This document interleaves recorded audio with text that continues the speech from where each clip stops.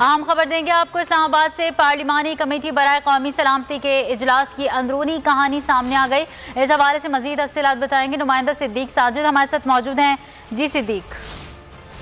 जी 8 घंटे से ज़ायद तवील ये एक ब्रीफिंग थी जिसमें army chief general Qamar Javed Bajwa और DGISI लेफ्टिनेंट जनरल जो फैज हमीद है उनकी जानब से सवालों के तफसील के साथ दलाइल के साथ और बैकग्राउंड के साथ जवाब दिए गए, जिसके ऊपर अपोजिशन लीडर शहबाज शरीफ, बिलावल भुट्टो जरदारी सब मुतमिन थे और ज़राए के मुताबिक अस्करी क़यादत की जानब से ये वाज़ेह मौक़िफ़ उठाया गया कि अफगानिस्तान के हवाले से फैसला वहाँ के अवाम को करना है। माजी में हमसे जो गलतियाँ हुई वो गलतियाँ हमने किसी तौर पर नहीं दोहरानी और की हैं। हमारा एक ही कैंप है और वो है पाकिस्तान। हमारे इर्द गिर्द जो भी लड़ाइयाँ हो रही हैं हमें उससे कोई सरोकार नहीं है। हम अपना जो है वो घर देखेंगे और हमारी सबसे बड़ी ख्वाहिश यही है कि अफगानिस्तान का फैसला अफगान अवाम करें।